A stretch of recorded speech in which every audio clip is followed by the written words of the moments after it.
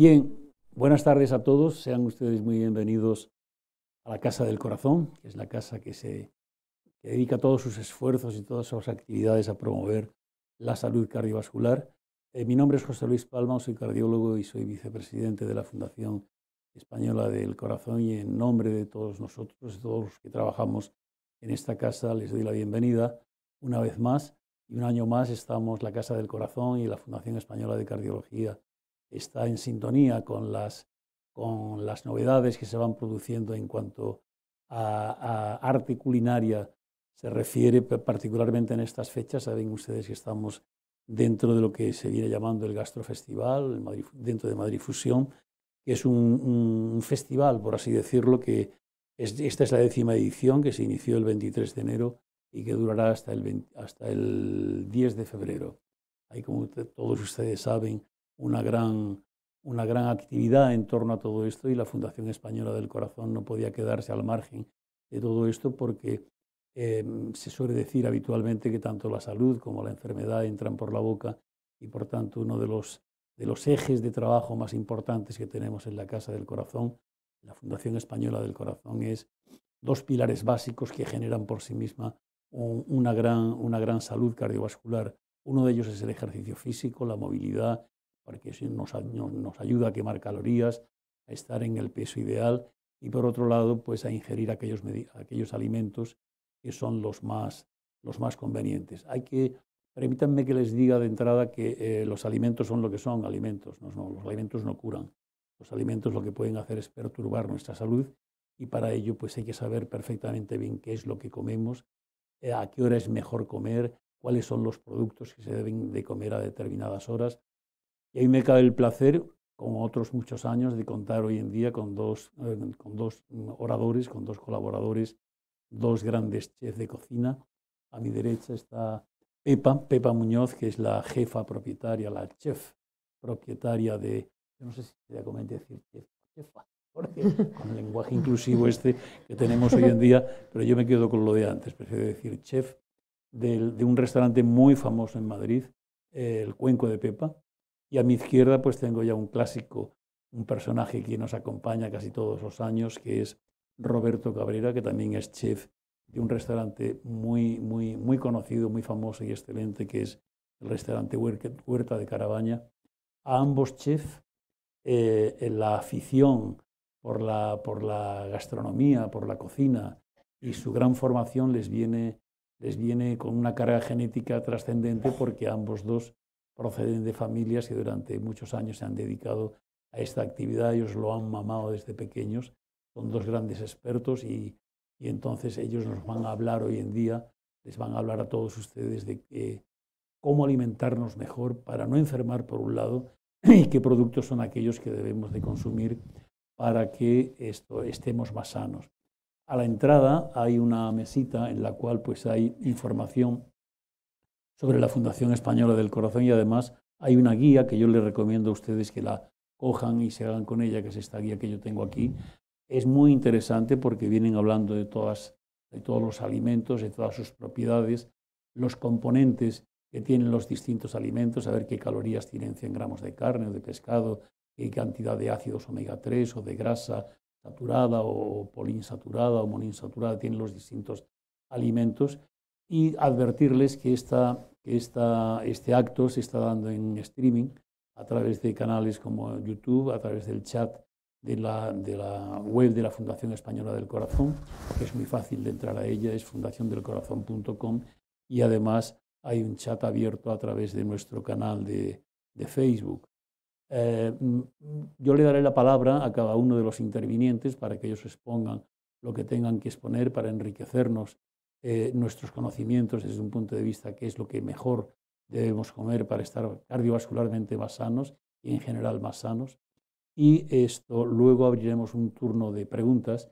Ustedes pueden preguntar, habrá un micrófono de ambiente que les irán pasando a los que quieran intervenir, y ya les pido de antemano que esas intervenciones sean muy breves, y a los ponentes también que las respuestas sean breves también y eficaces y contundentes. Y además, a través de los chats ya nos están llegando preguntas que yo le trasladaré a los intervinientes para que ellos respondan a los internautas que nos siguen que nos siguen a través de los medios, de los canales de comunicación habituales.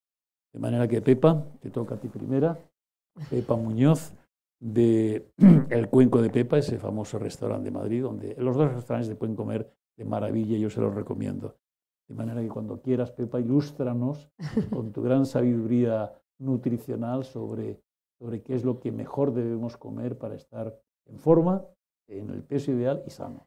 Muy bien, pues vamos a empezar fenomenal. Buenas tardes a todos. Muchas gracias por estar aquí. Estoy encantada de estar aquí con la fundación de este sitio que tiene un nombre precioso, que es la Casa del Corazón, donde en mi restaurante el corazón empieza por la cocina. Y siempre decimos que el corazón, ¿no?, de la cocina de nuestros restaurantes es la cocina. Además estoy encantada de estar con Roberto, que tenemos muchas cosas en común con la alimentación, sobre todo por el tema de la huerta. Fundamental para mi cocina. Yo hago una cocina tradicional, totalmente desengrasada, y he pensado que al final menos es más. Estaba diciendo antes el doctor que había alimentos que no curaban. Eso es verdad, es la realidad. No ha habido ningún alimento que digamos que nos va a curar de nada, de ninguna enfermedad, pero sí que hay unos alimentos que son preventivos, que hay una prevención, eso está demostrado, ¿no? Y sobre todo ahora mismo estamos en una época, hablando concretamente de alimentos, que es el invierno, que es las crucíferas. Todo el tema de repollos, coliflor, brócolis, todas las crucíferas, todas las verduras que van por el suelo, ahora y de frío, de suelo y de frío, son maravillosas. Yo estuve trabajando con otros médicos hace unos años, no cardiovasculares, pero sí oncólogos, donde se supo y se estudió, que eran alimentos que regeneraban muy bien las defensas para enfermos con tratamientos, que se les daban unos quimioterapias, tratamientos muy agresivos. Y la verdad, con todo este tema de esta alimentación, de estos productos, eran muy buenos para ellos. Había una regeneración de defensas muy, muy buena y una aceptación al tratamiento que lo combatían muchísimo mejor. No, por supuesto no se curaban, pero sí que tenían esas reservas que les hacía frente a ese tratamiento pues estar más preparados. Y eso es una realidad.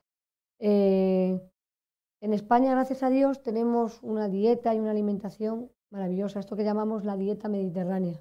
Es la verdad y es la mejor dieta, siempre estoy hablando bajo mi punto de vista, mi más humilde punto de vista y en lo que yo creo que es lo que hago.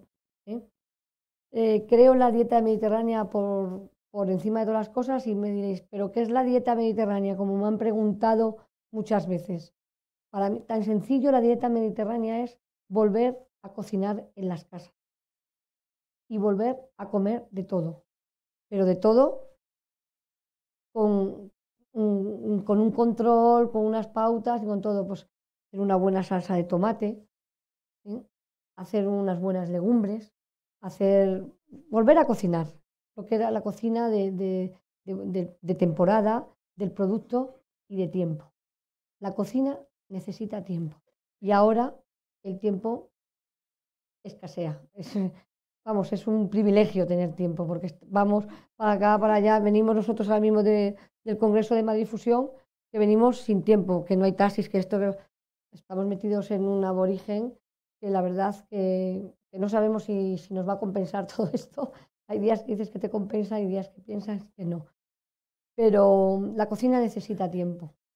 Es una de las cosas que siempre recomiendo que tenemos que dedicarle a la cocina y a la alimentación, para que haya una alimentación consciente, para poder buscar los alimentos que de verdad nos van a poder sentar bien, pero o creemos que pueden ser, creemos no, que nos van a sentar bien, vamos, seguro.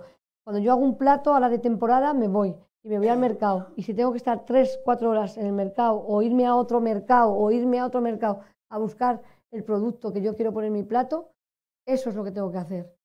Ese es el tiempo que tengo que buscar. Bien sea caza, bien sea... Siempre hago mucho tema cocina de temporada, porque creo en las temporadas 100%.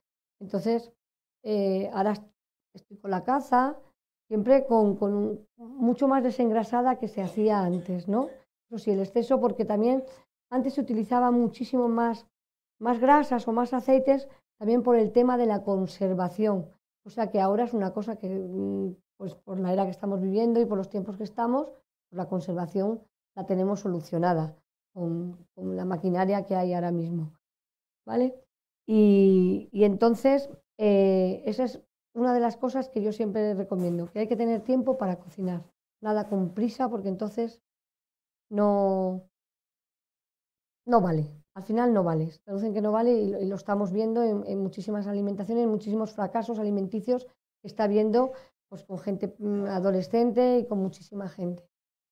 En nuestro restaurante, una de las cosas, nuestro restaurante y nuestra cocina, una de las cosas que creemos 100% es en el tema de la huerta. Nosotros al final buscamos un hortelano que estuviera dispuesto a hacer lo que queríamos ofrecer a nuestros clientes, y a las personas que queremos, que confían en nosotros, porque al final tenemos una responsabilidad enorme, que es alimentar, y es una responsabilidad bárbara. Y entonces, por cercanía, nos asociamos con un hortelano aquí en la zona de Ávila y hemos decidido nosotros cultivar nuestros productos, bien sean los tomates, bien sean las lechugas, los repollos, todo esto que estamos hablando ahora las acelgas, ahora las espinacas, porque ya mismo estamos en Cuaresma, empezamos con los potajes, las cebollas matanceras, hemos recuperado semillas antiguas de hace más de 60, 70 años, ahora tenemos unas cebollas matanceras así, las que se cultivaban antes para las matanzas, para hacer las morcillas, para hacer toda la sangre encebollada. Si es que al final nada más que hay que escuchar a la tierra, escuchar y mirar la tierra, los animales y un poco ver la trayectoria de nuestras familias, de nuestros abuelos, de nuestros padres y fijarnos un poco en eso para trasladarlo a estos tiempos que tenemos y transmitirlo a nuestros hijos y nuestras siguientes generaciones que tenemos.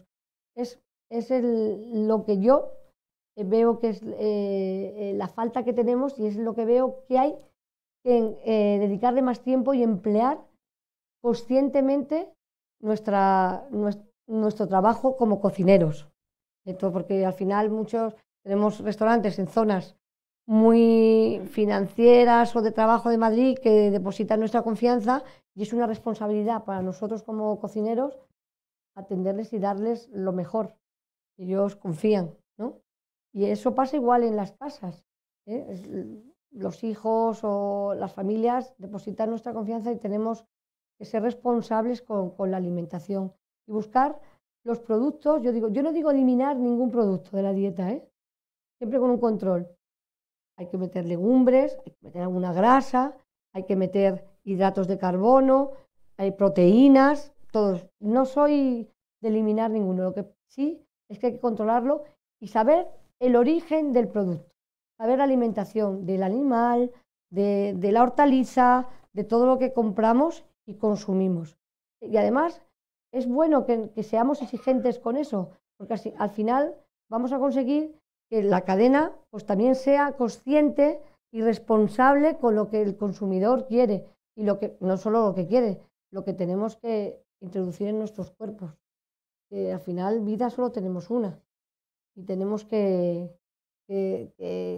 alimentarla bien y tenemos que darle lo mejor, ¿no?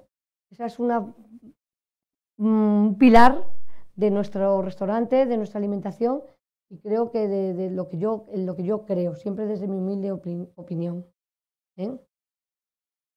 Y Pepa se ha referido a algo que tiene una constatación científica bien evidente, que es la dieta mediterránea. Vivimos en un país auténticamente privilegiado, con un litoral extensísimo, lleno de unos peces fantásticos, ricos en proteínas, ricos en ácidos omega 3. Tenemos una huerta, como ella se refería, y como espero que ahora se refiera Roberto, que también es un experto en el tema, maravillosa, con frutas, con verduras, con legumbres. Tenemos unas jornadas larguísimas de sol y todo eso enriquece todos los productos, tenemos nutrientes todos los que necesitamos y, desgraciadamente, en los últimos años, modismos que vienen allende las fronteras, fundamentalmente del mundo anglosajón, pues están incorporando, sobre todo en los jóvenes, unas modas y unas formas de comer cargadas de grasas saturadas, con pocas verduras, con pocas frutas, y todo eso repercute de una manera muy negativa en la salud. Yo antes de entrar a este ambiente, pues le preguntaba a Roberto por un tema que le preocupa muchísimo a las madres, y que él en su casa, y creo que Pepa en la suya, pues lo hacen de manera bastante eficiente. Es los chiquillos o los jóvenes o los niños, pues por definición, yo me acuerdo de mis batallas con mis padres cuando era un niño con respecto a determinadas comidas. No les gustan las verduras, las frutas, pues lo más rápido era un plátano porque salías corriendo y te ibas a jugar fuera de casa. Y esto hay que buscar, y ellos lo saben perfectamente bien, tanto Pepa como Roberto, cómo hacer que los niños, la juventud nuestra, se interese por esa comida rica y variada en la cual las verduras tienen que jugar un papel fundamental. Pepa nos ha ilustrado muy bien sobre cómo se debe de comer, cómo los productos que debemos incorporar a la dieta. Una dieta sana pasa por todo el espectro de lo que llamamos principios inmediatos: grasas, proteínas e hidratos de carbono. Evidentemente, dentro de estos, por supuesto, vitaminas, minerales y otro tipo de nutrientes. Pero lo que hay que saber es distinguir y comer en las proporciones adecuadas, que ellos nos van a decir qué tipos de grasas. Ya saben que hay grasas saturadas, que son posiblemente las menos recomendables, aunque también son necesarias en cierto aspecto. Las hay las poliinsaturadas y las hay las monoinsaturadas, como nuestro famoso aceite de oliva, que es una grasa sanísima, es un ácido omega 3, uno de las grasas más vegetales más interesantes para obtener una buena salud. Hidratos de carbono los hay de muchos tipos, azúcares también los hay de muchos tipos. Podemos hablar, si ustedes quieren, con la intervención de los dos ponentes sobre los edulcorantes, cómo sustituir el exceso de azúcar, qué alimentaciones son más recomendables para hipertensos, para diabéticos, para cardiópatas en definitiva. Y también, como hablaba Pepa, la alimentación en otros procesos no cardiovasculares propiamente dicho, en determinados tipos de tumores, en oncología, en el cáncer. La dieta también juega un papel fundamental. En todo, la dieta juega un papel fundamental en el desarrollo del organismo, en nuestros tejidos, en nuestros huesos, en nuestros músculos. Todo eso va muy relacionado y muy vinculado con la dieta.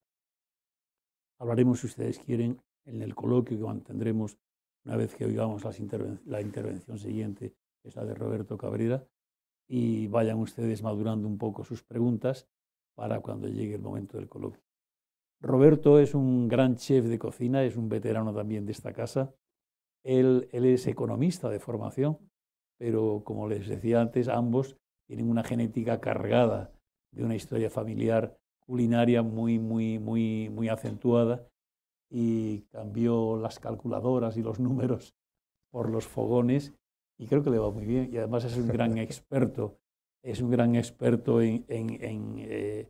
todo comunica muy bien a la audiencia, a los que no somos tan expertos en este tipo de artes, qué es lo mejor que debemos comer para estar más sanos, cómo debemos preparar los alimentos y, en definitiva, qué es lo que tenemos que hacer. Como nos contaba Pepa, en torno a la mesa se reúnen muchísimos valores y el tiempo es fundamental. Participar y coparticipar y hacer la comida entre todos, posiblemente en casa, sea un ejercicio que une mucho a la familia. Roberto, cuando quieras. Pues muchísimas gracias por la presentación y por invitarme otro año. Pues la verdad es que voy a intentar un poco unir lo que decías. En mi caso yo estudié económicas porque mis padres, como imagino que muchos de ustedes, pues quieren que sus hijos lleguen lo más lejos posible, ¿no? Y mis padres, que además está mi padre hoy aquí, pues tuvieron la cosa bonita de mandarme a la universidad, ¿no? Cuando dije en mi casa que quería dedicarme a la cocina, pues imaginaos, ¿no? Todavía yo creo que hay reminiscencias, pero ya la han superado. Y sobre todo yo creo que, y un poco intento enlazar con esto, que al final algo tan digno como cocinar alimentos, algo tan ancestral como dar de comer a nuestros seres queridos es algo que no es menos que cualquier otra profesión, ¿no? Y esto también para mí me sirve en cuanto a esa labor, ¿no? Antes hablaba el doctor sobre los niños, ¿no? Al final, lo mejor que se hizo en nuestras casas, nuestros antepasados, nuestras abuelas, nuestros abuelos, nuestras madres, era cocinar para nosotros. De las cosas más bonitas que puedes hacer para tus seres queridos es cocinar. Cuando Pepa decía antes lo de dedicarle tiempo, al final es invertir tiempo, efectivamente. Yo lo pienso así también, ¿no?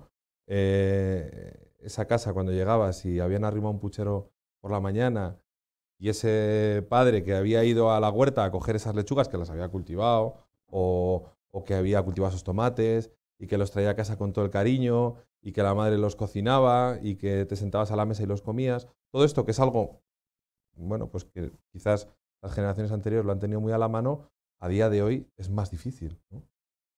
Yo creo que nuestra labor pasa más por generaciones venideras que por generaciones pasadas. O sea, nuestra labor casi es intentar que las próximas generaciones mantengan esta suerte que hemos tenido las generaciones, y yo en mi casa he tenido la suerte de que mi madre cocinaba mucho y mi abuela también, de haber vivido esa suerte de tener productos de calidad y recetas de calidad y cocina de calidad en casa, ¿no?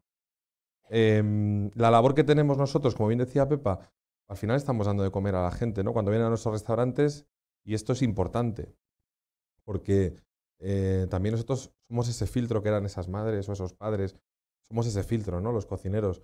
Yo creo que hay una relación, vamos a decir, calidad, ¿no? Gustativa, y hay una relación calidad saludable. Cuando se habla de verduras, pues la contestación que hace mucha gente, sobre todo de generaciones más jóvenes, pues es bueno, verduras, ¿no? Como, vaya. Nosotros el plato estrella del restaurante es el brócoli. Tenemos un plato con brócoli. Y es muy divertido porque cuando vienen mesas, a ti te pasará, ¿no? De directivos, ¿no? Vienen ahí a comer al restaurante un martes y llega uno y dice, pues aquí el brócoli está muy bueno. Ves que pega uno un brinco así como que brócoli. Yo no he venido a un restaurante a comer brócoli. Cuando luego lo prueba, le gusta. Y a la vez que vuelve, lo pide y lo repite, ¿no? Y te da mucha satisfacción porque dices, estás consiguiendo que al final la gente incorpore la verdura en algo tan simple como ir a un restaurante y pagar por ella, ¿no? Yo creo que nuestra labor es divulgativa, también pasa por eso. Pasa por coger ese origen que hemos tenido, esas verduras de origen. Y en ese aspecto yo creo que la huerta y las verduras es la cosa más difícil. Porque, mirar, yo a mi padre le he escuchado esta frase muchas veces en casa, ¿no? Decía, hoy en día a los niños se los premia con azúcar. Y esto es una cosa que yo siempre la llevo en la cabeza y es verdad. Hoy en día un niño se porta bien y el premio es azúcar. Azúcar, ¿no? En diferentes formatos. Chocolatina, huevo, de la que tal, ¿no? Premio es azúcar. Mi abuela me contaba que un año pidió a los Reyes Magos el regalo más bonito que le pudieron traer, que era una naranja. No sé si a alguien le pasaría esto también. Y al final, cuando tú ves esto, dices, pues está claro que un niño puede llegar a desear también una naranja. O sea, en cierta medida es nuestra labor también, ¿no? No vamos a decir que haya que prohibirle los alimentos, pero quizás ciertos alimentos a lo mejor sí que hay que intentar prohibírselos. O que no los coman. Creo que hoy en día todos sabemos que comer en una casa con refrescos no es algo muy recomendable. Creo que hoy en día también somos conscientes de que la bollería, de que muchos alimentos precocinados, de que los alimentos preelaborados, los niños no tienen que comerlos, o tenemos que intentar que no los coman. Y eso pasa por esa labor que tenemos que intentar hacer los que cocinamos en los restaurantes y luego en nuestras casas, pues que al final es ese acto de amor. Yo muchas veces cuando estoy en casa, no tanto en el restaurante, cuando estoy en casa pelando unas acelgas, digo, esto es un acto de amor, porque no es otra cosa, porque las cosas son así. Es un acto de amor puro hacia tu familia, porque está claro que llegar a una casa a las 8 de la tarde y ponerte a pelar acelgas no es lo más divertido del mundo, aunque las peles muy rápido, pero es la mejor manera que tienes casi de querer a tus seres cercanos. es cuidarles dándole esas cosas, ¿no? Como decía Pepa, yendo al mercado, invirtiendo tiempo en hacer esas cosas y quitarlo de otras, que es así, para hacer esas. Vivimos con tiempo muy justo. Pero a mí todo el mundo me habla de series de televisión, de un montón de cosas que yo no conozco, yo no sé. Pero hoy en día he visto no sé cuántos mil capítulos de series, no sé cuántas mil cosas, y luego te dicen, no sé pelar una alcachofa, ¿no? Y hoy en día con YouTube, pues pones un vídeo, cómo pelar una alcachofa, y en un minuto creo que la ves. Tampoco creo que en la sociedad en la que vivimos nadie no pueda aprender a pelar una alcachofa, ¿no? ¿Qué ocurre? Que es verdad que todo esto tiene que entrar por cultural, todo esto tiene que entrar por creencia. Yo estoy seguro que a mi abuela muchos días no le apetecía cocinar, yo lo tengo claro, y ahora lo tengo más claro. Y estoy seguro que muchas mañanas no le apetecía ir, coger el agua de la fuente, traerla a casa, agarrar las viandas, ponerlas, estoy seguro. Pero lo hacía porque al final era esa manera bueno, pues de cuidar a tu familia, ¿no? Dicho esto, tampoco hay por qué entender la gastronomía saludable, yo creo, como gastronomía no rica, ¿no? La gastronomía saludable puede ser disfrutona y se puede llegar a disfrutar de ella. Como decía Pepa, yo qué sé, un pisto, por ejemplo. ¿Qué cena más deliciosa? Cenas en casa un pisto y a mí me parece una cena de 10, ¿no? O unos guisantes. Que yo muchas veces digo, cuando viene al restaurante, nosotros vendemos muchos platos de guisante. Dicen, "Oye, ¿cómo están hechos?". Pues nada, pues hechos al momento. Hemos tardado 2 minutos en hacerlos. Y algo tan simple, ¿no? Como bien decía yo, quizás nosotros esta labor de la proteína, la verdura, yo lo que siempre digo es que creo que la verdura es una cosa que no estorba. Es decir, incorporar verdura en todas las tomas diarias que hagamos, pues al final lo que fomenta, primero, es saciar, porque al final la verdura es saciante. La verdura en una grandísima parte es agua. Depende cómo esté cocinada, pero una grandísima parte es agua. Y es verdad que tú comes un plato de verdura y es saciante. Casi siempre es más saciante incluso que muchas proteínas instantáneamente. Luego es verdad que a lo largo del día, si solo has comido verdura, pues posiblemente el cuerpo te va a pedir otra cosa. Pero incorporar la verdura siempre en nuestros platos, ¿no? Esto del filete solo, yo a mi abuela nunca le vi hacerlo. Mi abuela nunca cocinó un filete solo. Yo no lo vi en mi casa nunca. O sea, si hablábamos de la dieta mediterránea, siempre se incorporaba la verdura. Siempre había un plato de verdura, o antes o después, o durante. Esto de solo un filete, esto es de ahora. Esto, claro, al final solo con un filete, yo tengo mis dudas de que una persona se sacie o de que la sacie, porque luego encima pasa otra cosa, ¿no? Y es que nosotros, por ejemplo, los cocineros tenemos, yo creo que un problema es que necesitamos comer muy rápido, porque seguro que a Pepa le pasa igual. Y llega la 1, estamos ahí corriendo en la cocina, viene el servicio, y comemos en 10 minutos, 15 minutos. Y es verdad que si comes muy rápido, no te da tiempo a saciarte. Y nosotros lo vivimos muchas veces. Yo he trabajado mucho esto con médicos y me han dicho siempre lo mismo. Cuando comes muy rápido no te da tiempo a saciarte. Todavía el cerebro no ha procesado lo que has comido y no tienes sensación de saciedad. Es verdad que comer verdura nos ayuda mucho a eso, ¿no? Entonces, aparte de, por supuesto, las propiedades que tenga la verdura, pero es cierto que al final incorporar la verdura yo creo que es fundamental. La fruta, por supuesto, pero yo la pondría con matices. Yo la pondría con matices. Porque creo que hay fruta y fruta. O sea, ahora mismo nosotros cultivamos fruta desde hace también muchos años y las variedades de fruta que a día de hoy se consumen cada vez son variedades con más azúcar. O sea, se va buscando cada vez frutas más dulces, más fructosa en las variedades, ¿no? Hoy en día le pones a un niño una manzana reineta, por ejemplo, y la rechaza porque es ácida, no tiene azúcar, ¿no? Va buscando una Fuji o va buscando variedades más dulces. Yo creo que la fruta, por supuesto, es muy importante, hay que comerla, pero yo creo que con más prudencia que la verdura, desde luego. Por supuesto, incorporar una pieza de fruta, 2 piezas, o terminar con fruta, que yo siempre lo he visto así, tampoco creo que sea nada malo, creo que es fundamental.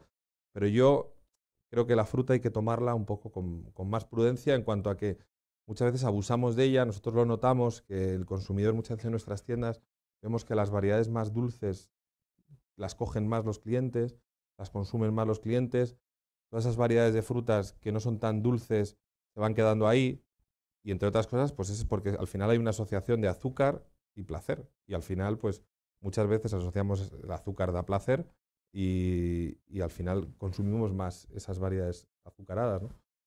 Ahí yo creo, o rompo una lanza a favor, y cuando hablaba Pepa de esas variedades antiguas, en gran medida, esas variedades antiguas se dejan de cultivar, muchas de ellas porque no eran rentables, muchas de ellas porque no son fáciles de cultivar o porque no son productivas, pero muchas de ellas también porque el consumidor ha ido cada vez tirando más a variedades con más azúcar, ¿no? Entonces, hay que tener cuidado porque a veces detrás de una manzana, no quiere decir con esto que vaya a ser mala, pero yo creo que hay que intentar intercambiar o intercalar variedades, ¿no?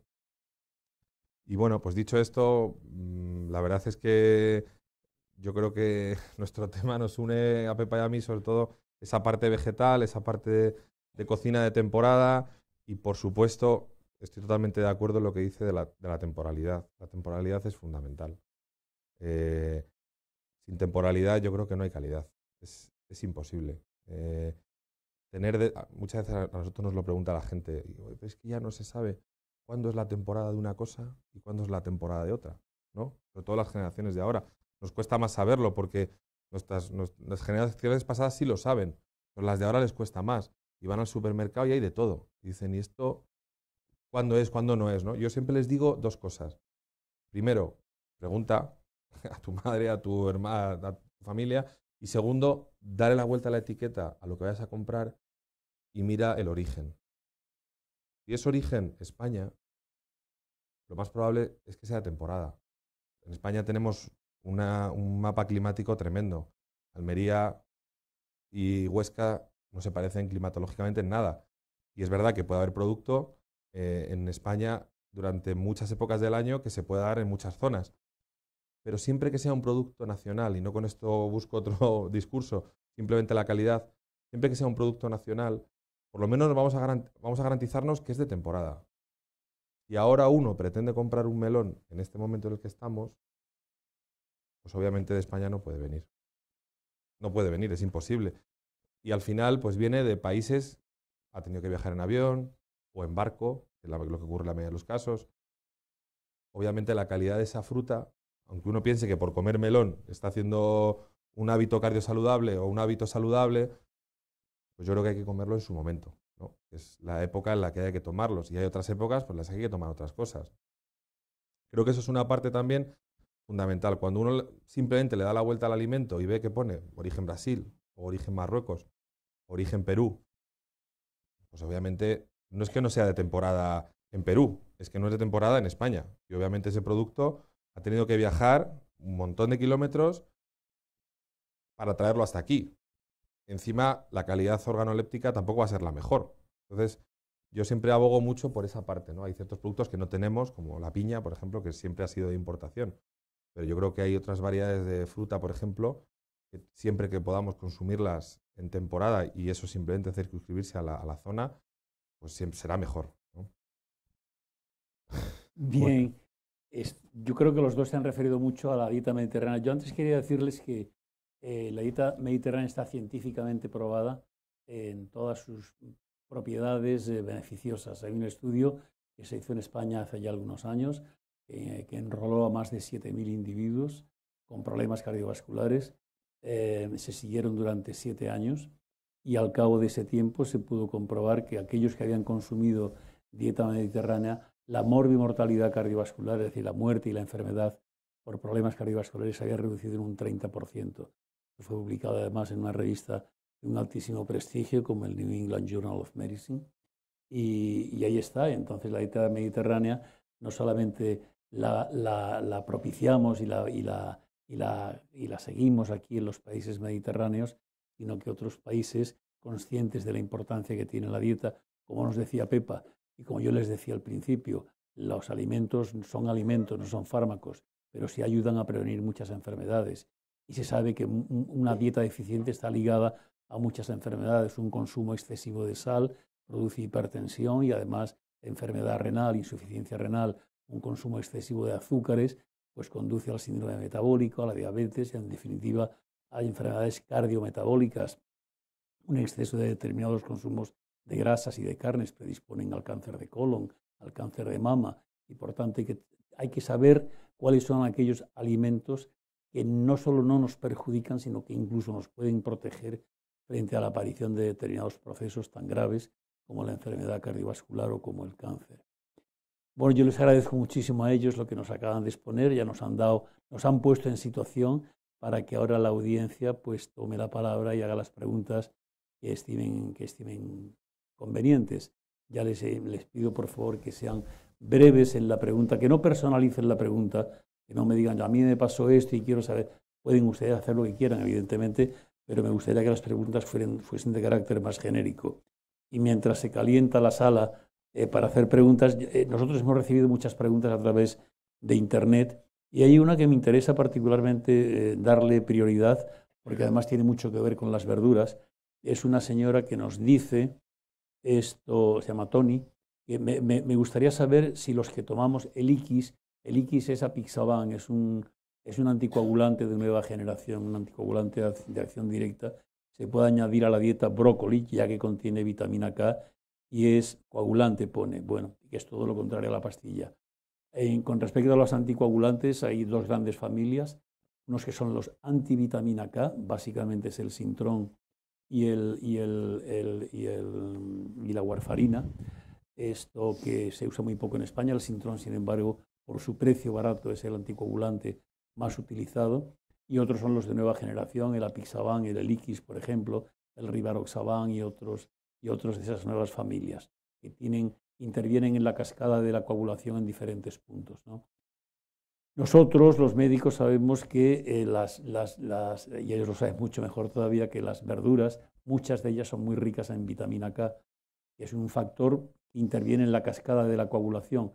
Lo que hacemos cuando damos Sintrón es inhibir la acción de la vitamina K y, por tanto, cuando un paciente anticoagulado toma un exceso de verduras, está interfiriendo con la acción del fármaco, y por eso recomendamos que se abstengan o que consuman verduras con moderación. ¿Qué mensaje podríamos decirle? Primero, a este paciente que está tomando el Iquis y la vitamina K no tienen nada que ver, pueden seguir tomando las verduras que quieran. Pero aquellos sujetos que están con anticoagulantes, antivitamina K, ¿qué verduras serían las más recomendables? ¿En qué cantidades os parece a vosotros que podrían consumir verduras que son absolutamente tan necesarias?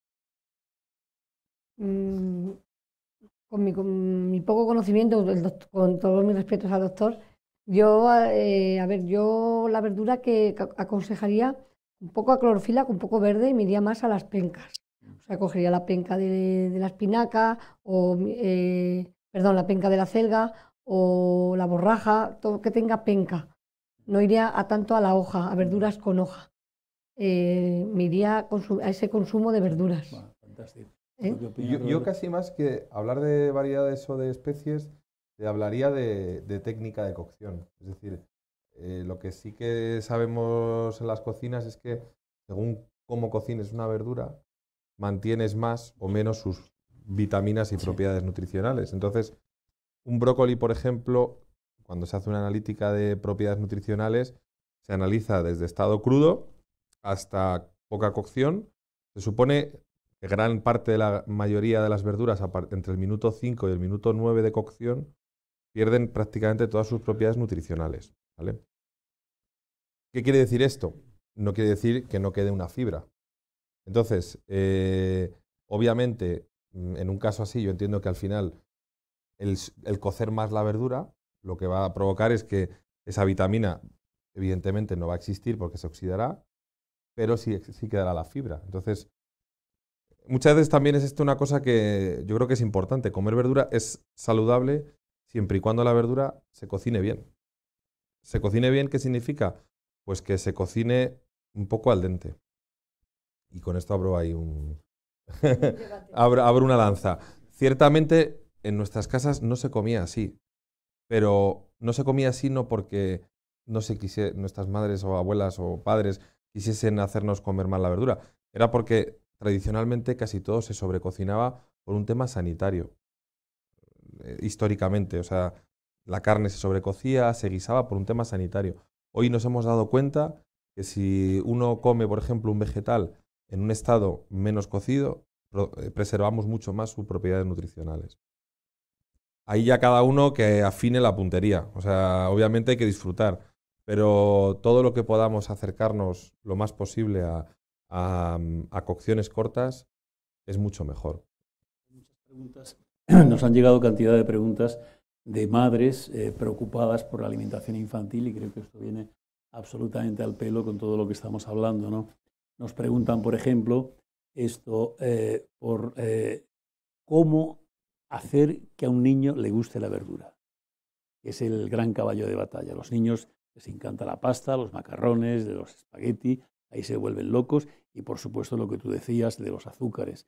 El azúcar, cuando ingresa en el torrente sanguíneo, hay núcleos determinados en el cerebro que generan neurohormonas de recompensa, básicamente la serotonina y otras hormonas así, y por eso nos es tan agradable tomar productos edulcorados o azucarados, porque hay un mecanismo de recompensa que además se retroalimenta. Cuanto más consumimos, el cerebro más nos pide. Y por esa razón hay que cortar esa retroalimentación gratificante que nos proporciona el cerebro cuando consumimos productos azucarados.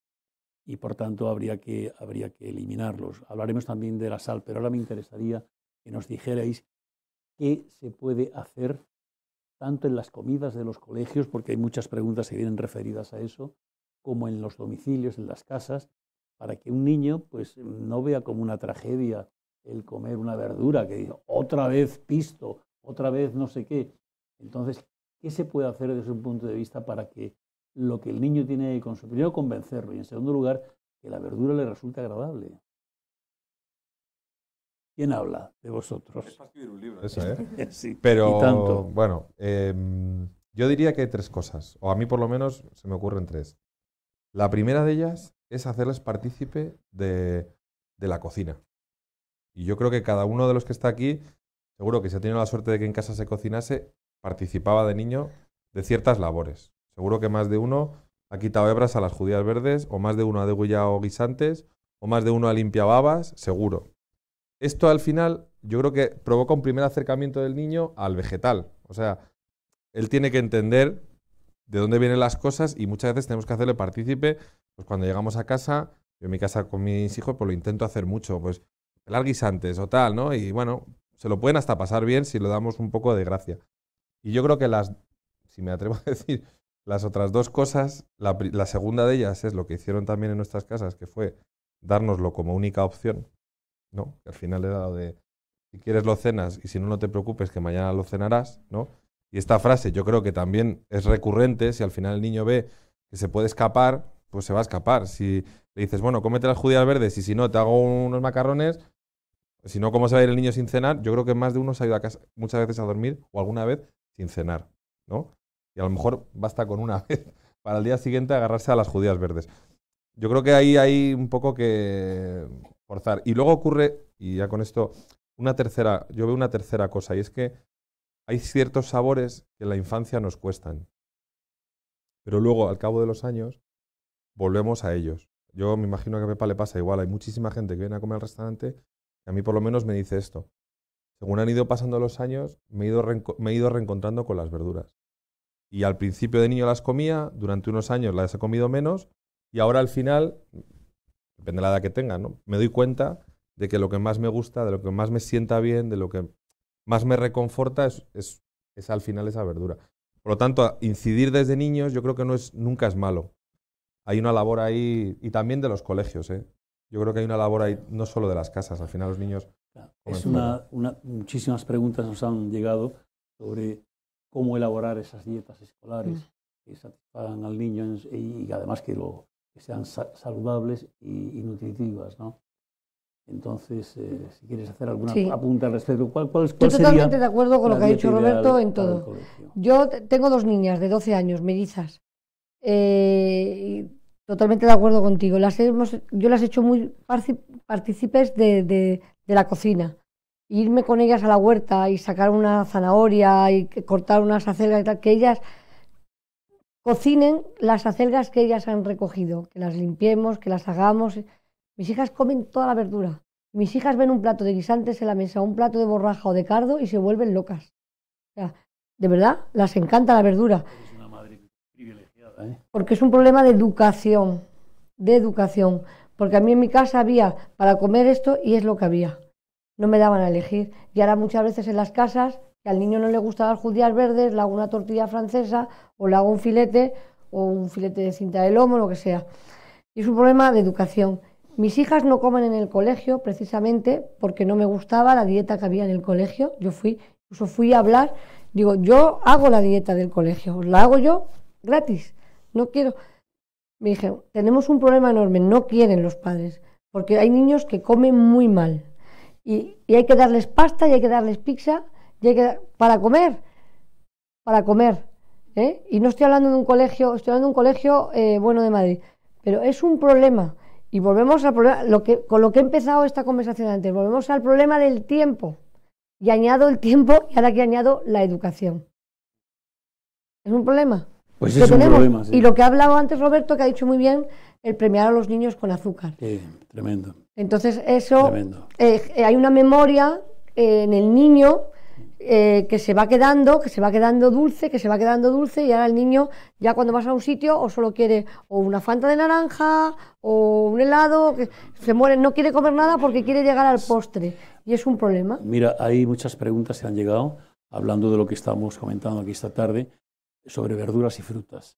Ya saben ustedes que la Organización Mundial de la Salud, la OMS, recomienda la manita, en las cuales son 5 platos al día, de mayor o menor volumen, de los cuales 3 deben ser verduras y 2 deben ser 2 piezas de fruta mínimo. Entonces, muchas preguntas vienen en ese sentido, es decir, ¿qué verduras y qué frutas? Porque hay frutas edulcoradas y nos preguntan qué frutas son las más indicadas para los pacientes de corazón, qué frutas son las que van a producir menos picos de azúcar en sangre, qué frutas son las que por su contenido en fructosa, que es el azúcar típico de las frutas, es la que me va a producir un pico menor en sangre de azúcar y por tanto de secreción de insulina por parte del páncreas. De esta manita, que 3 son verduras y 2 son frutas, ¿cuáles pensáis que son las más recomendables en función de la temporada, evidentemente? Yo sin duda iría a frutas de absorción lenta. Es decir, al final, claro, que una fresa está riquísima, un melón en temporada es exquisito, un melocotón es una maravilla, pero son frutas de absorción rápida, ¿no? Yo creo que, y además hay que pensar una cosa, ¿no? Desde más o menos el mes de noviembre, más o menos, hasta el mes de mayo, más o menos, en este precioso país se dan cítricos y se dan frutas de semilla, que es manzanas y peras.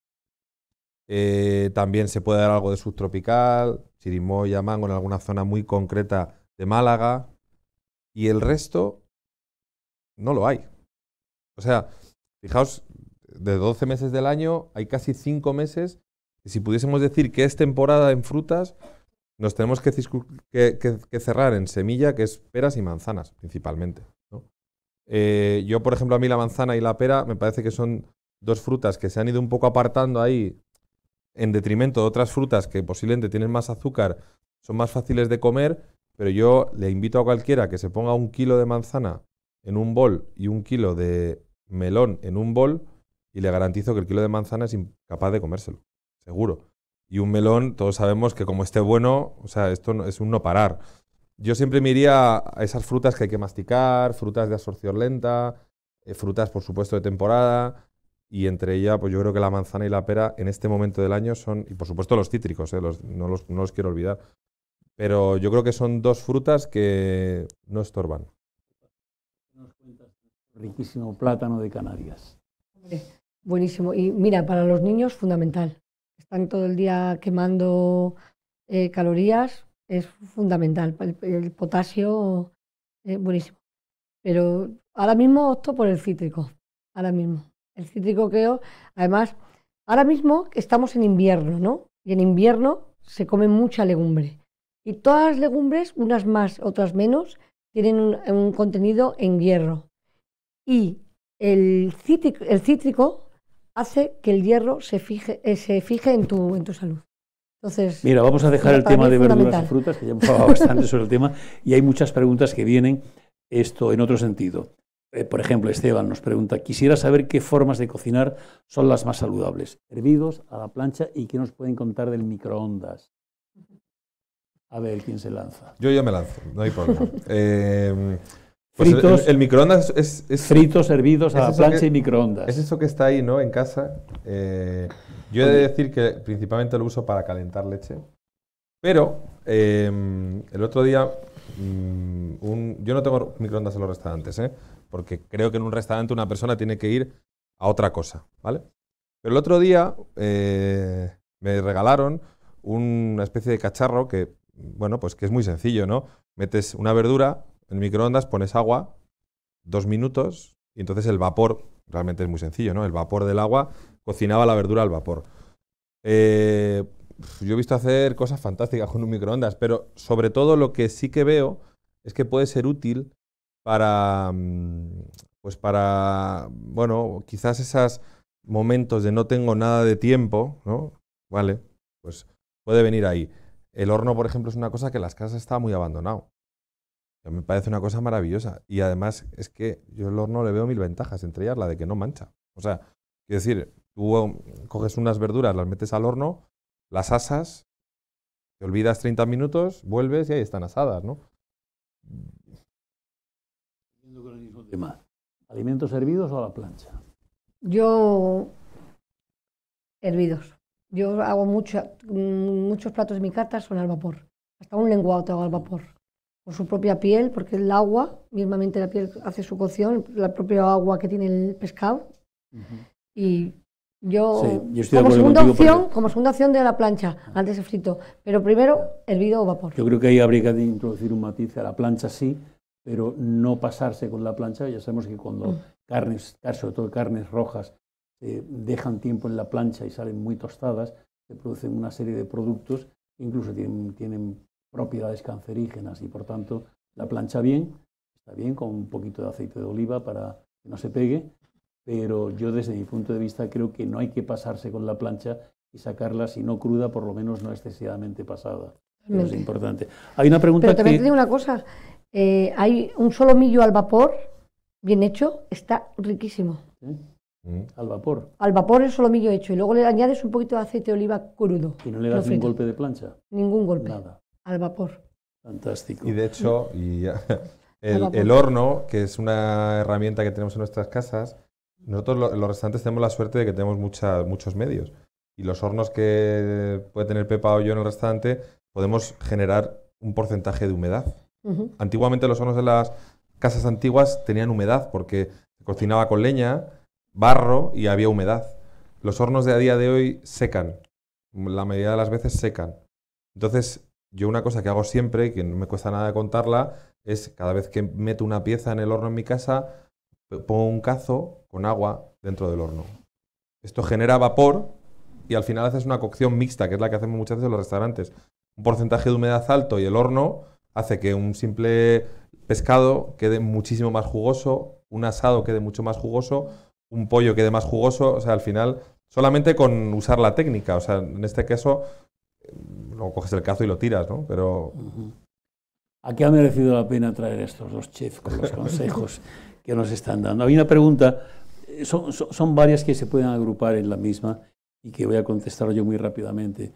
Preguntan gente con hipertensión, gente con insuficiencia cardíaca, qué es lo que deben de comer. Deben hacer 5 comidas al día en pequeñas cantidades para no sobrecargar la digestión. Es un proceso que consume mucha energía y por tanto requiere mucho gasto cardíaco. Y ese gasto cardíaco pues consume también energía para el propio músculo cardíaco que se tiene que contraer. Por tanto, es preferible comer poco más veces que mucho 3 veces o 2, ¿no? Luego, el gran enemigo del cardiópata es y en general, para muchísimos procesos es la sal común, la sal de cocina, el cloruro sódico. Y hoy en día se abusa de una manera increíble. Como a modo de anécdota, les puedo decir que el hombre primitivo consumía hasta 50 veces menos cantidad de sal que el hombre actual. Y hay regiones del planeta donde un consumo excesivo de sal, como en Japón o en Finlandia, pues tienen un incremento en las tasas de mortalidad cardiovascular tremenda. Y por el contrario, algunas tribus de la Amazonía, donde prácticamente viven como en la época más primitiva, donde la civilización apenas ha llegado, no conocen la sal pero también desconocen las enfermedades cardiovasculares, la hipertensión, el infarto de miocardio, etcétera, etcétera. De manera que además hay campañas en las cuales está involucrada la Fundación Española del Corazón a través de entidades supranacionales como es la Red Europea del Corazón, que agrupa y engloba a muchas fundaciones europeas del corazón, en las cuales nosotros estamos involucrados y estamos articulando y estamos implementando documentos que se le presentan a las autoridades sanitarias europeas para que poco a poco se vayan reduciendo dos componentes que son nefastos, sobre todo en los alimentos preparados o precocinados o enlatados, como es la sal y los azúcares. Está claro que si de la noche a la mañana el que está acostumbrado a comer cosas con sal se la quitan, pues todo le resulta horrible. Pero si poquito a poco vamos reduciendo el contenido en sal, en azúcares y en esos nutrientes y en esos componentes que le dan sabor a los alimentos, pero los vamos reduciendo poco a poco, pues entonces obtendremos que al cabo de un tiempo esto se vaya consiguiendo que los alimentos que tengan menos sal y menos azúcares. Hay un programa para en un plazo de 10 años ir reduciendo gradualmente cada 2 años el porcentaje de sal añadida y de azúcares añadidos a los alimentos y esperemos que en el futuro el paladar no se va a dar cuenta de que nos están restringiendo muy poquito a poco el contenido en sal y en azúcares y esto será muy bueno para la salud. Por supuesto, el salero hay que quitarlo de encima de la mesa y hay que cocinar con muy poca sal. Muchos pacientes cuando me preguntan, doctor, ¿y qué es comer sin sal?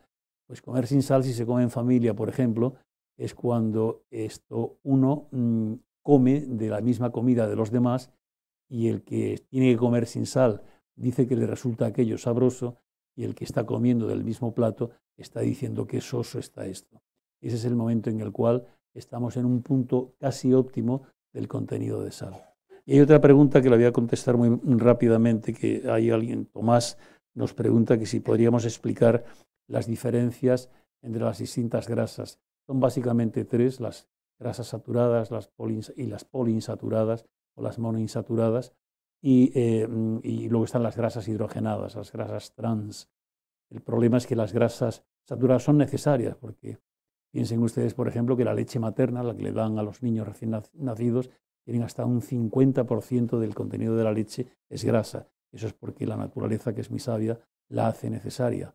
Pero las grasas saturadas sabemos que con una predisposición especial que tienen determinados individuos, por desgracia una población muy alta, pues esta grasa saturada penetra en el interior de las arterias y por unos mecanismos muy complejos que no vamos a desarrollar ahora, producen el fenómeno, el ateroma, la placa esa de ateroma, la arteriosclerosis que va obturando las arterias, que es en definitiva lo que acaba con la salud de múltiples órganos, del corazón, del riñón, del cerebro, del fondo de ojo, en definitiva, de todos los sitios donde se nutren a base de la sangre que llevan las arterias.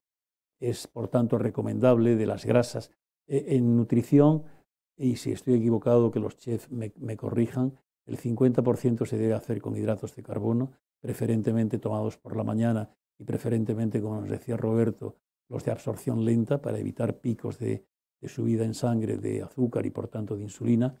Y el 30% o el 25% deben ser de proteínas y el otro 25%, el otro 20% en grasas. Y dentro de esas grasas, un 10% pueden ser grasas saturadas, que son necesarias, y el resto poliinsaturadas y preferiblemente las que vienen del reino vegetal.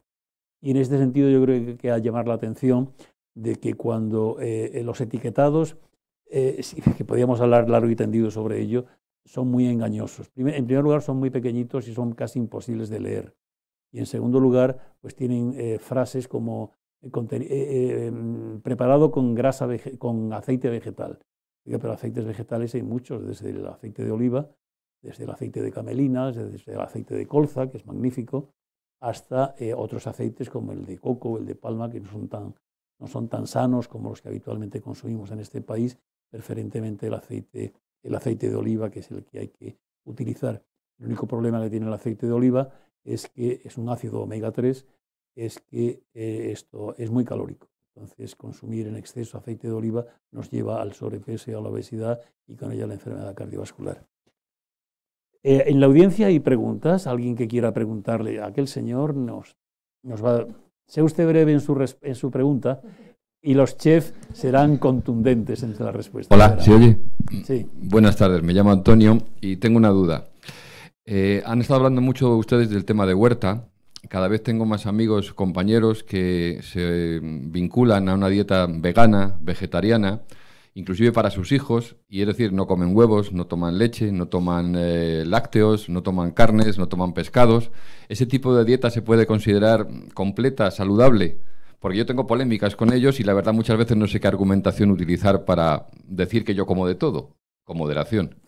Lo van a responder ellos. Yo lo único que puedo decirle es que me maravillo de la cantidad de dietas que están surgiendo desde la dieta paleolítica, de lo que comer como comían los hombres primitivos, ¿no?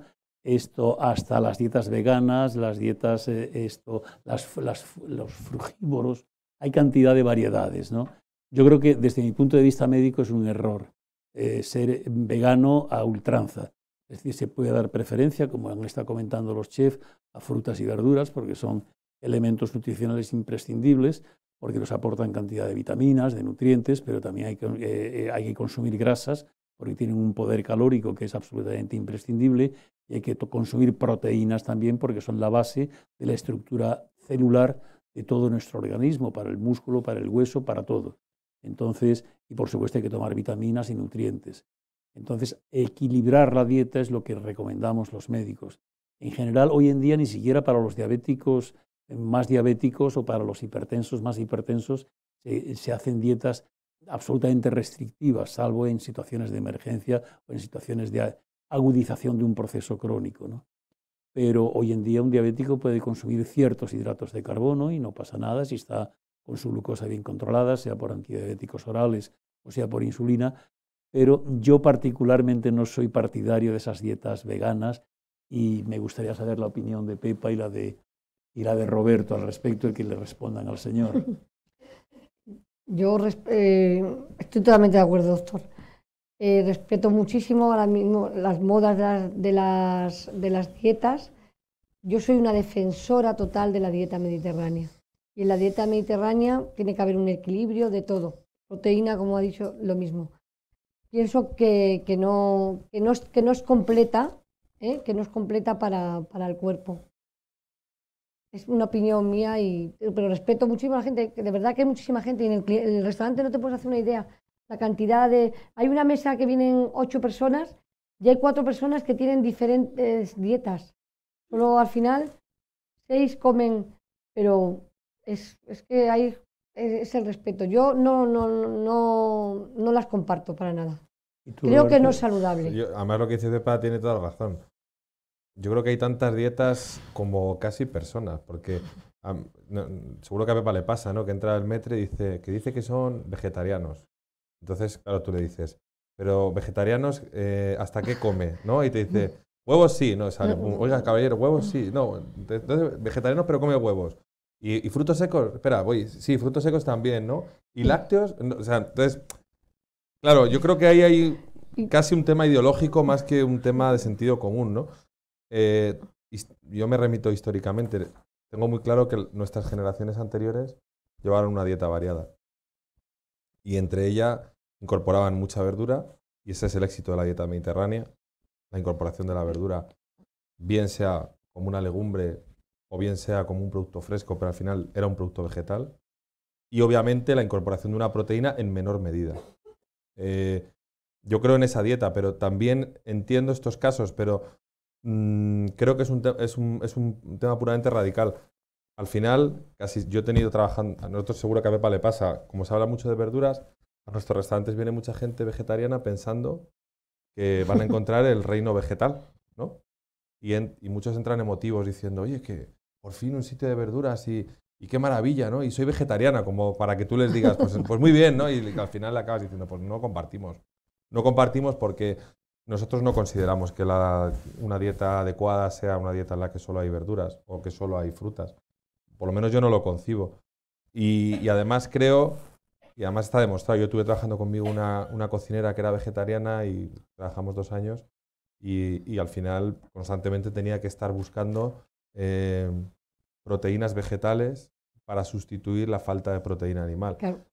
Y de hecho, si uno recorre un supermercado de producto vegetariano, se va a encontrar desde hamburguesas vegetales para sustituir una proteína hasta múltiples formas de consumir proteína porque el cuerpo la necesita, ¿no? Hay una pregunta que nos han formulado también. España es un país peculiar en muchas cosas, entre otras en la cronología de la alimentación.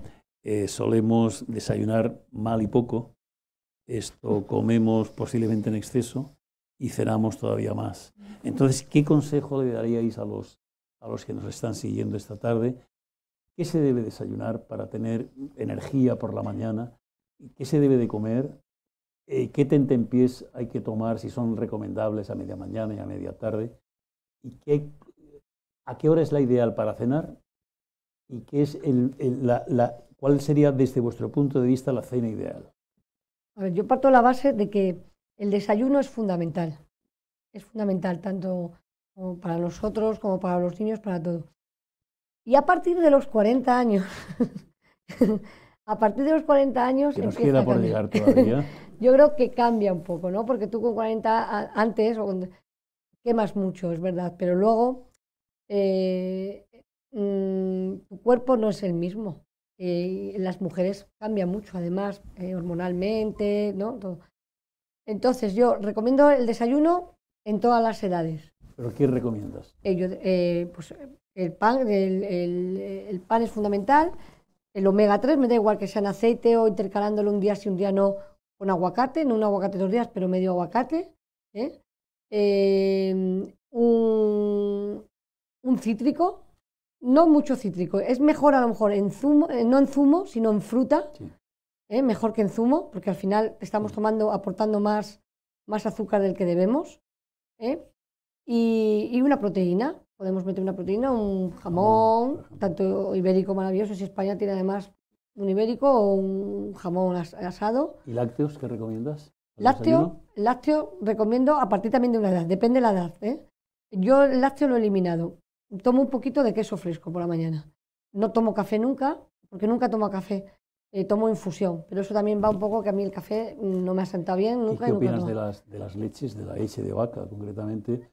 Desnatada, semidesnatada, completa, para niños, para adultos y para ancianos incluso. Bueno, hay leches frescas muy buenas, pero también hay una edad de consumo. Y yo ya estaría recomendando para unas edades semidesnatada o desnatada del todo. ¿Y para cenar, Roberto? Pues esto ha cambiado. ¿A qué hora en principio, a qué hora deberíamos de cenar? Porque hay gente que cena a las 11 y se va a la cama. Creo que en esto ha cambiado bastante nuestros antepasados ahora. Yo recuerdo, y mi padre que está aquí también me ha contado, como mis bisabuelos y mis abuelos, y me acuerdo mis abuelos cenaban muy poco, desayunaban muy poco, ¿no? Iban al campo, se echaban un taco de tocino en el bolsillo muchas veces, se lo comían, ¿no? Estaban todo el día en el campo cogiendo olivas o sembrando, llegaban a casa, cenaban fuerte, una sopa de tomate con bastante pan. Si tenían suerte, mi familia por parte de padres extremeños, pues sacaban el plato con embutido. Creo que esto sí que ahora ha cambiado, porque nuestros hábitos no tienen nada que ver a los que ellos llevaban. O sea, eso creo que es fundamental. Entonces, quizás ellos podían llevar esa dieta, pero porque su vida era esa. Nosotros ahora tenemos otra vida. Nosotros no nos levantamos a las 6 y vamos a coger olivas todo el día, no todos, ¿no? Yo lo veo y con esto... solamente matizo. Nosotros tenemos mucha gente trabajando en la huerta y son todos chavales jóvenes de 20 y pocos a 40, ¿no? Se cenan todas las noches 1,5 barras de pan. Todas las noches. O sea, si tenemos 20 personas, 30 barras de pan para cenar. Yo digo que subimos aquí a todos a la báscula y no tiene sobrepeso ni uno. Claro, todo el día están en el campo, cogiendo aceituna o cogiendo tomate. O sea, llevan otra vida. Llevan otro hábito. Nosotros creo que en este momento nuestro hábito sedentario pues nos obliga a quizás hacer un desayuno más fuerte y una cena más ligera. Nosotros, en mi casa, por ejemplo, cenamos muy pronto, a las 8:30. Entiendo que también te pasa a ti antes de los servicios. ¿Y ellos en la huerta cenan pronto? Ellos cenan muy pronto también, la huerta no se puede sí. Pero mi pregunta es, está claro y todo el mundo así lo piensa, que los hidratos de carbono deben consumirse en el desayuno porque aportan más energía al cerebro, que es cuando tienen que estar más activo. Y sin embargo, en la cena, pues a lo mejor con una proteína que puede ir en un pescado, en un filete a la plancha, O una en un filete verdura. de pollo, Mira, o una yo estaba verdura. un poco obsesionado con eso que dices, ¿eh? Porque hubo una época que yo decía, "Joder, como hay que cenar proteína, llegaba a casa y un filete, y al final dije, pues es que una verdura. Ya. Yo creo que si uno cena verdura, Sí. de verdad, una verdura, pues lo que hemos cenado siempre, unas acelgas en casa. Una buena judía. crema de verdura, una buena sopa de verdura. Pero intercalar, no todos los días tampoco verdura. No. Meterte un pescado blanco, una Eso merluza es. al vapor, Claro. Huevos, una tortilla. Claro. una tortilla para francesa. cenar.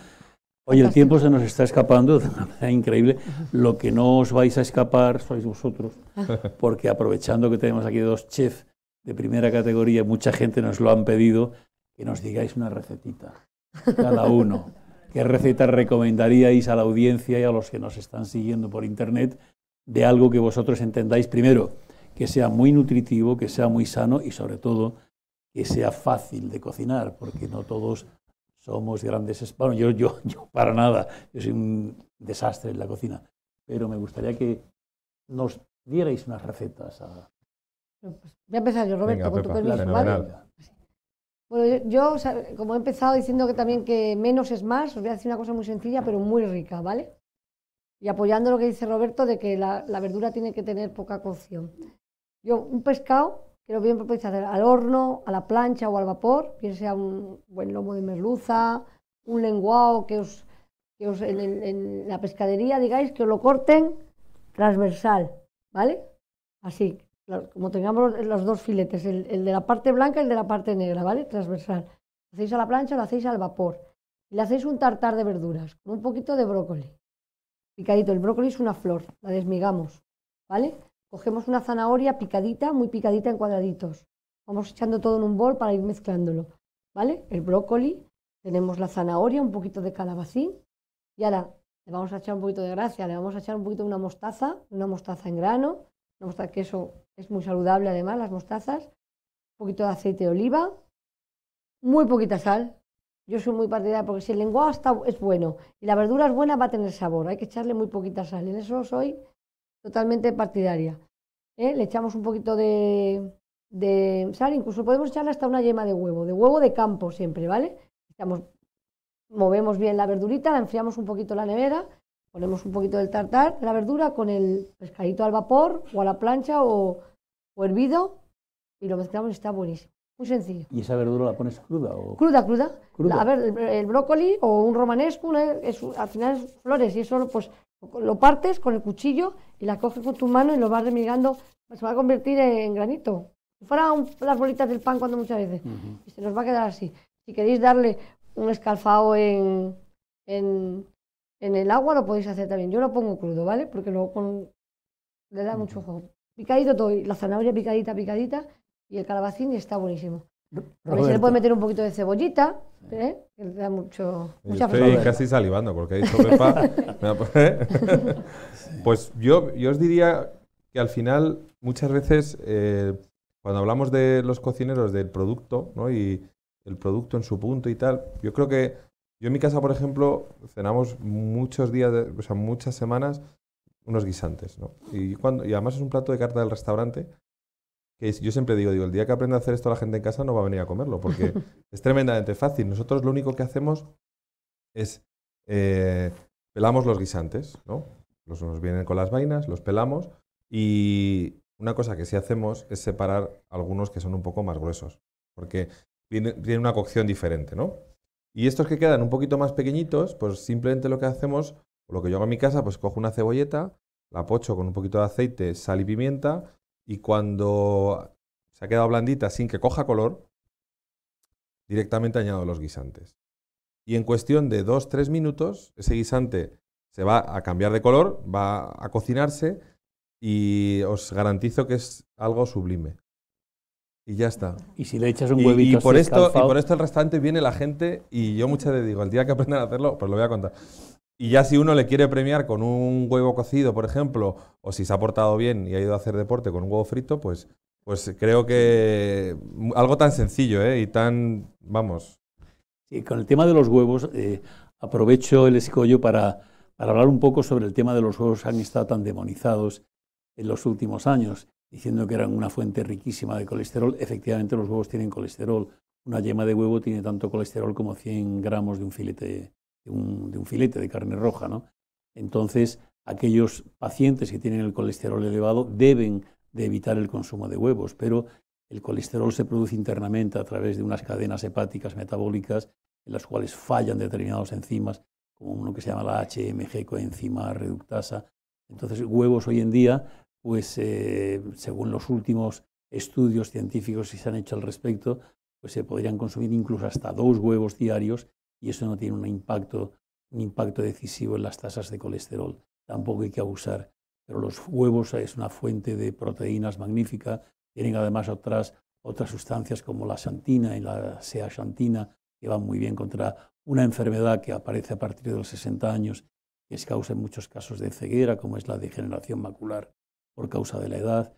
Y por tanto, volvemos a lo de antes, que hay que comer de todo, pero todo en proporciones adecuadas, ¿no? Nos quedan unos poquitos minutos y ahí, venga, háganos su pregunta. Mire, vamos a ver, yo represento una horquilla muy elevada. Tengo 83 años. Soy la coordinadora de la mesa de mayores ante el ayuntamiento de las personas de tercera edad. ¿Qué me recomendarían en el orden que hemos trabajado hoy aquí? Pues muy buena pregunta, porque yo entiendo que la edad influye de manera decisiva en los nutrientes y en los productos que haya que consumir. Y en ese sentido me gustaría a los dos expertos que nos dijeran qué dieta es la más recomendable para las personas que ya han cumplido una cierta edad, como nos cuenta nuestra amiga, y porque no es lo mismo la dieta, como tú te referías, el consumo energético que tiene un chico de 20 años, no es el consumo energético que tiene una persona de 65 años o más, ¿no? Tanto si es hombre como si es mujer. En este sentido, ¿cuál es la alimentación o los nutrientes fundamentales de una persona anciana?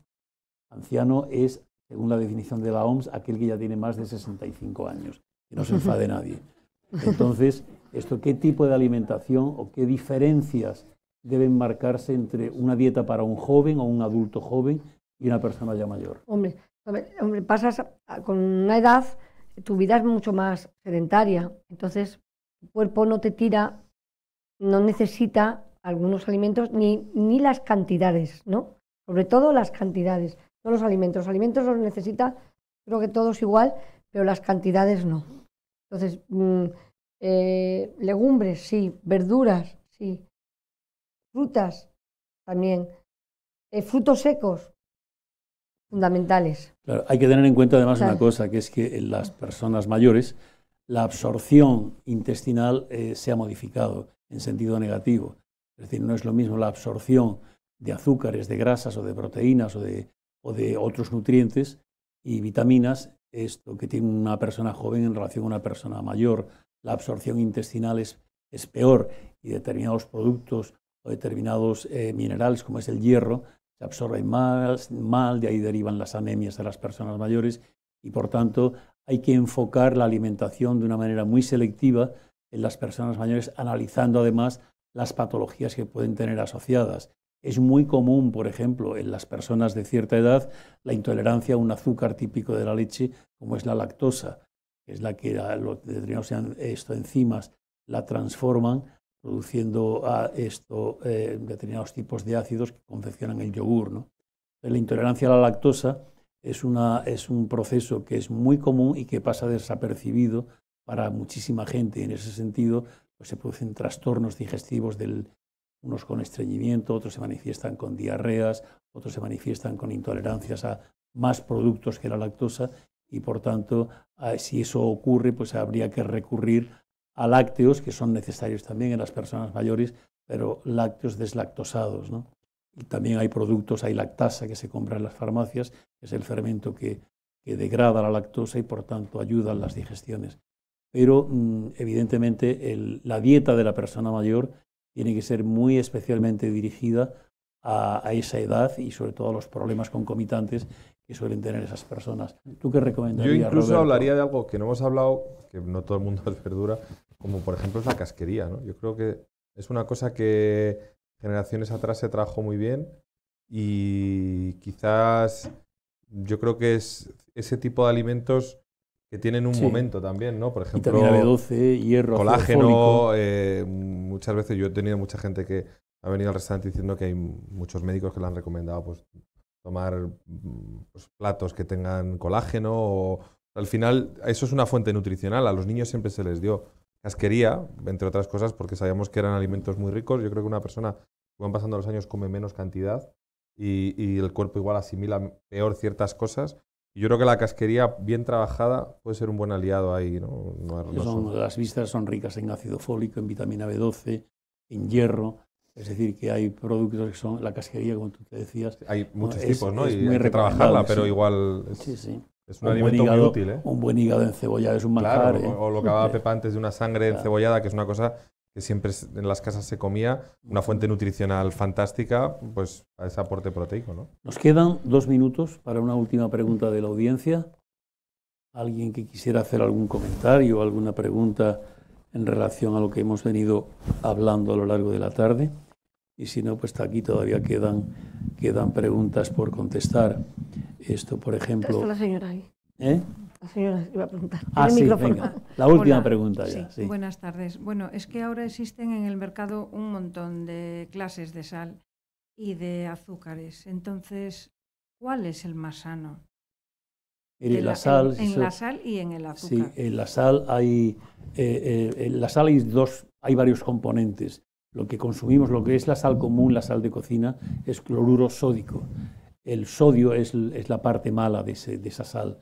En la farmacia usted puede encontrar lo que se llaman sales de régimen, llamadas así, que son básicamente cloruro potásico. Llevan también sodio en un 50% o menos, y sin embargo son ricas en potasio. El sodio estrecha las arterias y fuerza el trabajo del corazón, produce hipertensión arterial, produce insuficiencia renal, mientras que el potasio hace justamente todo lo contrario. Por tanto, un paciente que tenga limitaciones al consumo de sal porque sea portador de estas patologías, conviene o que no tome sal. Cuando uno dice, he comido absolutamente sin sal, una dieta sin sal ya lleva por lo menos 3 gramos de sal. Se recomienda la OMS alrededor de entre 5 y 6 gramos diarios de sal. Y estamos en la media española, estamos entre 10 y 12 gramos, estamos consumiendo justo el doble. Y con respecto a los azúcares, es evidente que el azúcar de mesa, la sacarosa, que luego al ingerirse se degrada en 2 moléculas de glucosa, que es lo que pasa a sangre, y es el nutriente más importante que tienen las células. Funcionamos gracias a la glucosa. Lo que pasa es que el exceso de glucosa, cuando el páncreas, que es una glándula interna que tenemos, que es la que produce la insulina, que quema esa glucosa en el interior de las células, en numerosísimos casos. En España, por ejemplo, hay 5 millones de diabéticos y en el mundo unos 350 o 400, pues cuando el diabético tiene que tomar productos que tengan muy poco contenido en glucosa. Hay alternativas, hay edulcorantes que son alternativas a la sacarosa, pero no todos son recomendables y no todos son buenos. Y hay estudios que indican que, por ejemplo, que la famosa sacarina, pues el glutamato y que cosas parecidas, pues incluso se han publicado algunos trabajos que puede potenciar la aparición de cáncer de vejiga, porque son productos que al eliminarse por el riñón quedan en el suelo de la vejiga y pueden ser irritantes y cancerígenos. Yo, no sé si los chefs estarán de acuerdo conmigo, yo consumo un edulcorante que me encanta, que es la stevia, que es un producto derivado de una planta que se descubrió por primera vez en Paraguay por un médico vasco, un médico español, y esto es un edulcorante magnífico. Y hasta el punto de que muchos chocolates hoy en día, pues muchos productos de pastelería se edulcoran con stevia. Sí. Lleva muy poquitas, sí. Hay que conseguir una stevia buena, Claro. que también hay mucha... Hay mucho... Sí. Sí. Pero la stevia es lo mejor. Stevia y miel. Y miel. La miel tiene también azúcar, lo que es muy calórica también. Pero entonces, sí. Pues saludable. Los diabéticos en muy pequeña cantidad y siempre que sea miel de abeja, la miel que producimos aquí, no lo que está llegando de otros países, de China fundamentalmente, que es el timo de la estampita, ¿no? Y Al supermercado. Quiero comprar el mejor azúcar, ¿cuál es el que debo de comprar? Quiero comprar la mejor de las sales y cuál compro. Esa es mi pregunta. que ante Yo la como diversidad- cardiólogo le recomiendo que en la sal tienda usted misma a consumir cada vez menos sal, a poner menos sales en sus alimentos, de manera que esa restricción progresiva no le afecte en exceso al paladar. Pero la sal cuanta menos mejor. Y con respecto a los azúcares, hay que consumir azúcar y un niño tiene que consumir azúcar, eso está claro, sacarosa, para obtener la energía al desdoblarse en 2 moléculas de glucosa, es la energía vital para todas las células y hay que consumirla. Lo que pasa es que ya las personas mayores y con problemas cardiometabólicos pues tienen que hacer una restricción de ese consumo. ¿Cuál es la mejor? Pues hombre, hay que consumir la sal que habitualmente, yo no sé si vosotros... No, hay calidades de sal, yo Sí. entiendo la pregunta. Hay muchas calidades de sal. Y mucho mito también, Roberto. Sí. Pues esto de sal del Himalaya, que vale No, un no, mineral. bueno, esto ya es novismo, pero hay flor de sal, que es realmente la Sí. primera. Tuve la suerte de estar visitando una...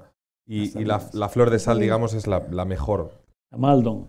No, digamos, no. Esa es Tú la flor en escamas, o sea, la sal en escamas. La flor de sal, digamos, es la primera sal que sale en las salinas, ¿no? La de más calidad. Cuando vayan al supermercado, como me dice, verá que cuando encuentre un bote de flor de sal, verá que el precio es muy diferente a la sal que viene en kilo, ¿eh? Yo lo que sí que, aparte con esto, me he dado cuenta con el tiempo cocinando, es que hay ciertas, por ejemplo, la sal fina, cuando uno la añade a una carne, por ejemplo, y seguro que te pasa a ti, Pepa, la sal la absorbe toda la carne. Uno va a hacer un simple filete en casa, ¿no? De pollo o de ternera, echa sal fina y la absorbe entera. De hecho, si no lo cocinamos al momento y volvemos a los 10 minutos, vemos cómo la sal ha empezado a cocinar la carne, ¿no? De ahí vienen las salmueras y las técnicas de cocción con sal.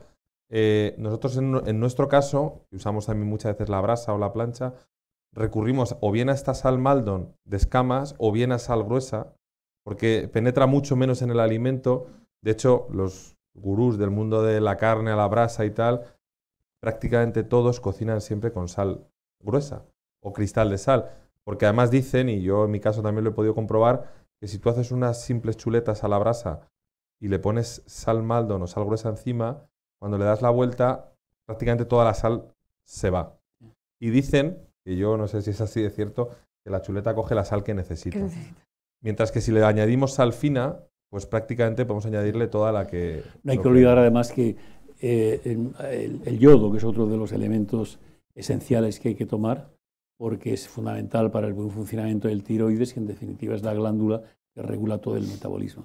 Es decir, con todo esto, el corolario que podemos sacar de todo lo que hemos hablado aquí esta tarde es que hay que comer de todo en proporciones adecuadas, hacer una dieta variada, rica en los principios inmediatos que hemos hablado, con los nutrientes correspondientes, con las vitaminas, y todo eso es una fuente inagotable de salud.